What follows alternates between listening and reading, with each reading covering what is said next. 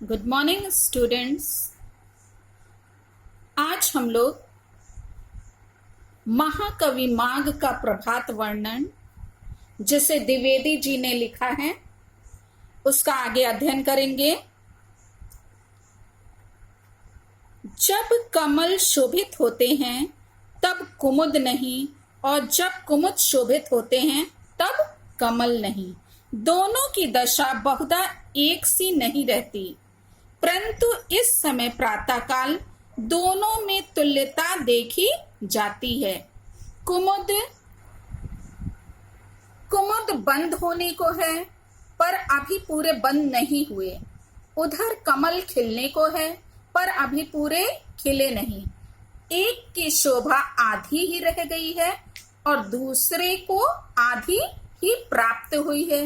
रही भ्रमर, सो अभी दोनों ही पर मंडरा रहे हैं और गुंजा रव के बहाने दोनों ही के प्रशंसा के गीत से गा रहे हैं।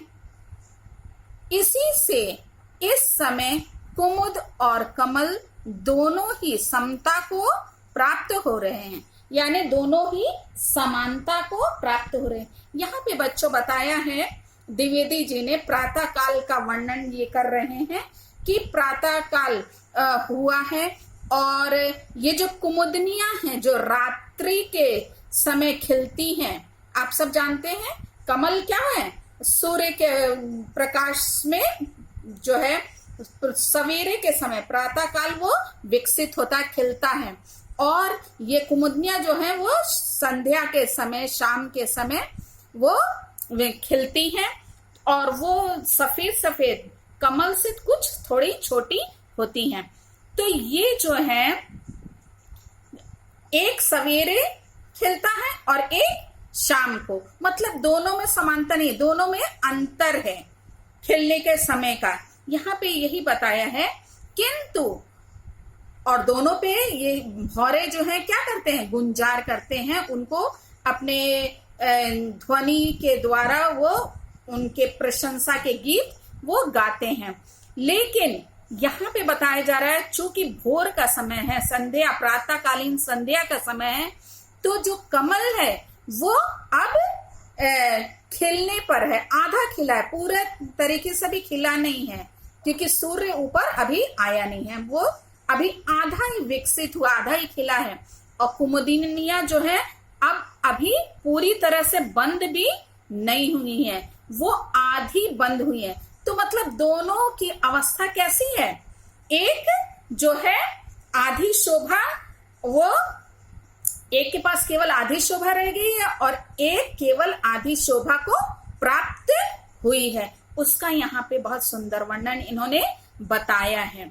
मतलब कि इस समय दोनों की स्थिति क्या है, सेम है, समता उसमें पाई जा रही है। आगे देखिए क्या कह रहे हैं,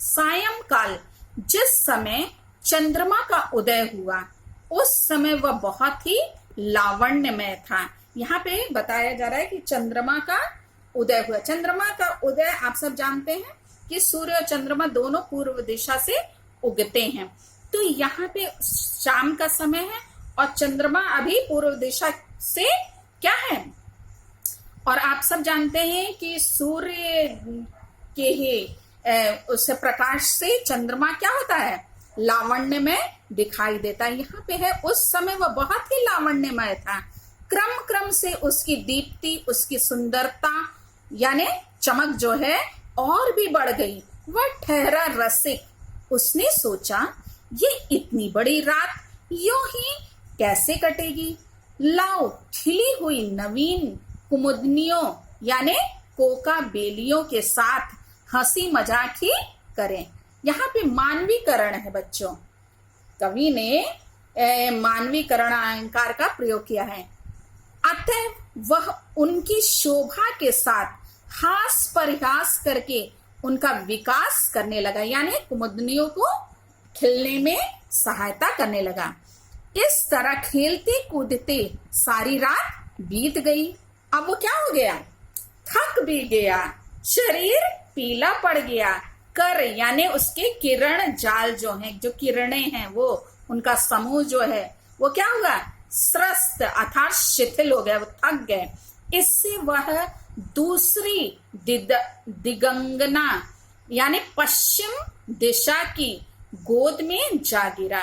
यहाँ पे बताया ना, एक पूर्व रूपणी क्या है, पूर्व दिशा रूपी स्त्री है, और एक पश्चिम दिशा रूपी रूपणी वो है स्त्री का वर्णन है। तो ये पश्चिम दिशा में क्या हुआ, उसकी गोद में जा गिरा।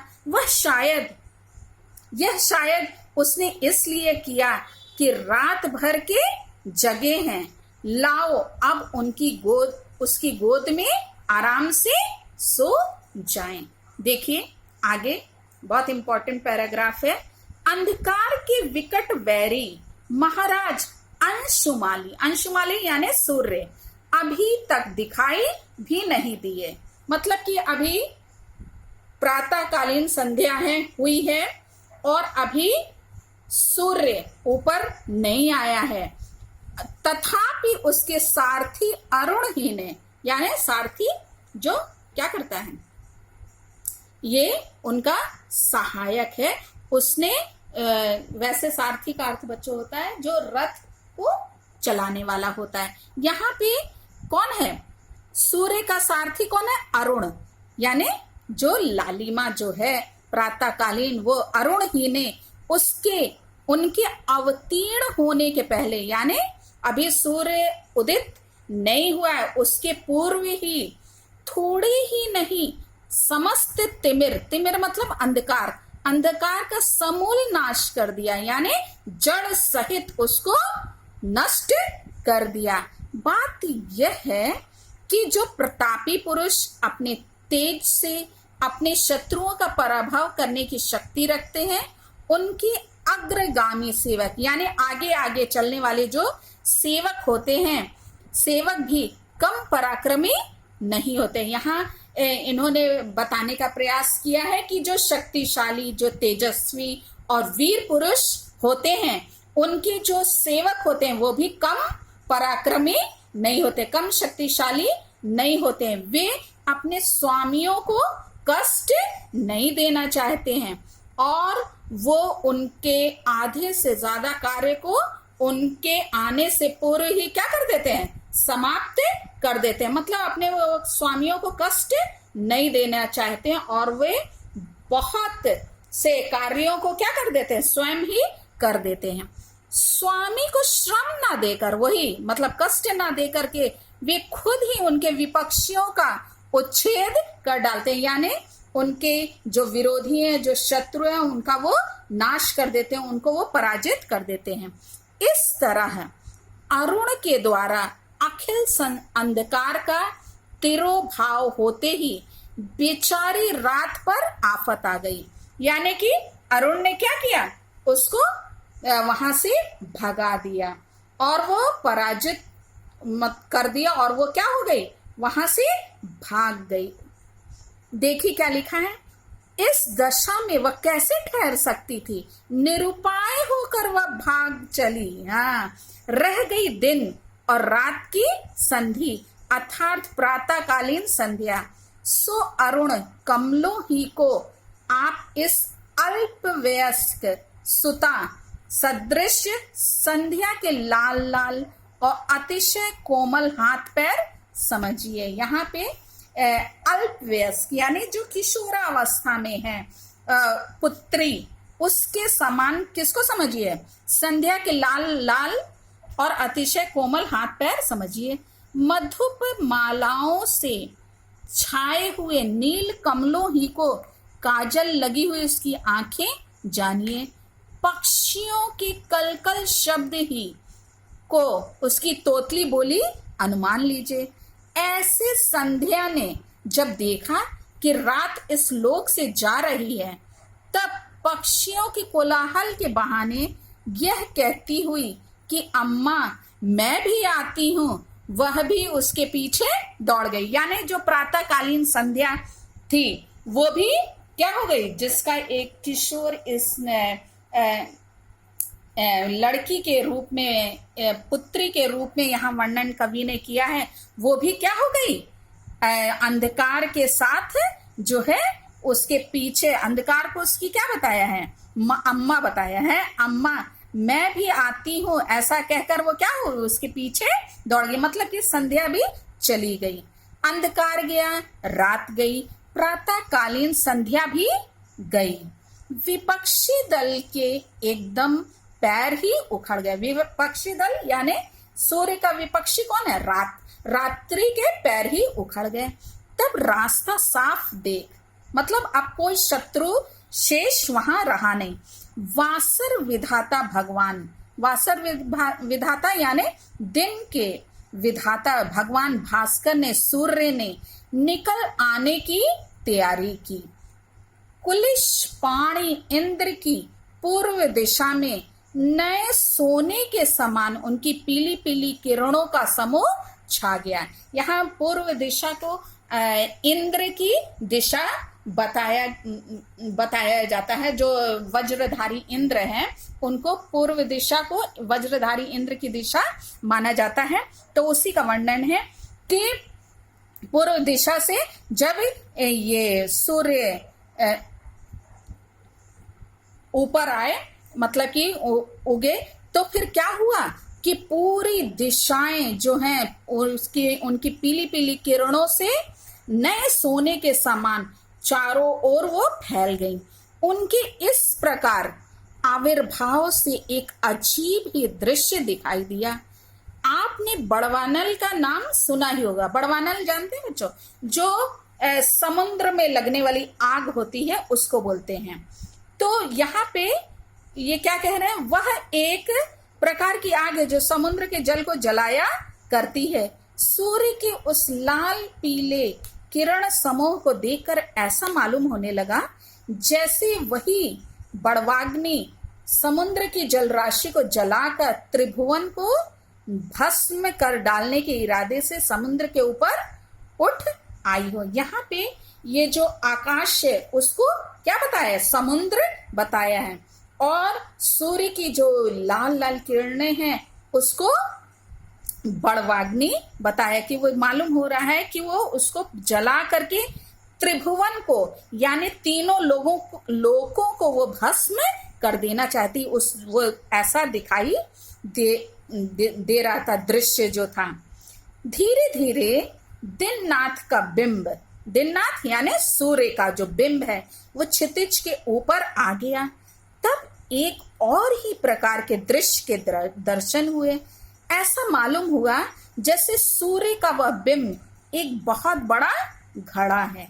वो कैसा दिखाई दे रहा था, कवि यहाँ बताना चाह रहे हैं कि वो एक घड़े के समान मालूम हो रहा था, और जिससे क्या कर रही थी, और दिग्वधुएं यानी जो दिशा रूपी जो वधुएं थी वो जोर लगाकर समुद्र के भीतर से उसे खींच रही हैं। सूर्य की किरणों ही को आप लंबी लंबी मोटी रस्सियां समझिए। जो किरणें थी वो क्या, कवि कह रहे हैं कि उसको आप क्या समझिए, रस्सियां, और जो सूर्य जो बिंब है, जो गोला है, उसको घड़ा इन्होंने बताया है। हाँ बच्चों, वो गलती से कवि शब्द निकल गया, कवि नहीं लेखक। हाँ, तो यहाँ पे लेखक जो है वो क्या कर रहे हैं, उसको सूर्य को ये जो दिशाएं हैं, जो दिग्वधुएं हैं, वो किरणों रूपी रस्सियों से वो क्या कर रही हैं, खींच करके समुद्र से, आकाश रूपी समुद्र से क्या कर रही हैं, बाहर निकाल रही हैं। सूर्य की किरणों ही को आप लंबी लंबी मोटी रस्सियां समझिए, उन्हीं से उन्होंने बिंब को बांध सा दिया है, और खींचते वक्त पक्षियों के कलरव के बहाने वे यह कह कर शोर मचा रही हैं कि खींच लिया है, कुछ ही बाकी है, ऊपर आना ही चाहता है, जरा और जोर लगाना। यहाँ पे इन्होंने, लेखक ने बहुत सुंदर वर्णन किया है और बताने का प्रयास किया कि कैसे सूर्य जो है अब ऊपर की ओर आ रहा है, उसका मानवीकरण करते हुए यहाँ पे समझाया है, और पक्षियों के कलरव को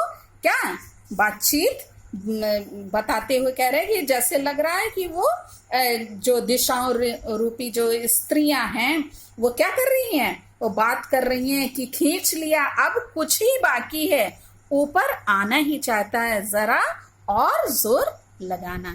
ठीक है बच्चा, ये जो हमने पढ़ाया है बच्चों, इससे ढेर सारे क्वेश्चन बन सकते हैं। जैसे सूर्य देव के उदित होने से पूर्व ही अंधकार की क्या दशा हुई, तो आप क्या बताएंगे कि उदित होने से उसके पूर्व ही आकाश में क्या हो गया, सर्वत्र लालिमा छा गई, और जो अंधकार था वो क्या हो, भयभीत होकर भागने लगा। और क्वेश्चन बन सकता है कि सूर्य देव का सारथी किसे बताया गया, तो आप सब जान रहे हैं कि अरुण को बताया गया है। फिर क्वेश्चन बन सकता है कि उसके द्वारा क्या किया गया, जो अरुण सारथी है उसके द्वारा क्या किया गया, तो उसने क्या किया कि अंधकार का, अभी सूर्य उदित ही नहीं हुआ था, उसके पूर्व ही वो उपस्थित हो गया और उसने क्या किया, जगत के संपूर्ण अंधकार को समाप्त कर दिया। फिर बच्चों क्वेश्चन बन सकता है कि शक्तिशाली पुरुषों के सेवक किस प्रकार के होते हैं, तो आप बता सकते हैं कि शक्तिशाली पुरुषों के सेवक जो हैं उन्हीं के समान शक्तिशाली, तेजस्वी और वीर होते हैं। फिर बच्चों और क्वेश्चन बन सकता है कि यहाँ पे इसमें भगवान भास्कर के आने की तैयारी में क्या हुआ, तो उनके आने की तैयारी में क्या हो गया, पूर्व दिशा में सोने के समान पीली पीली किरणों का समूह छा गया।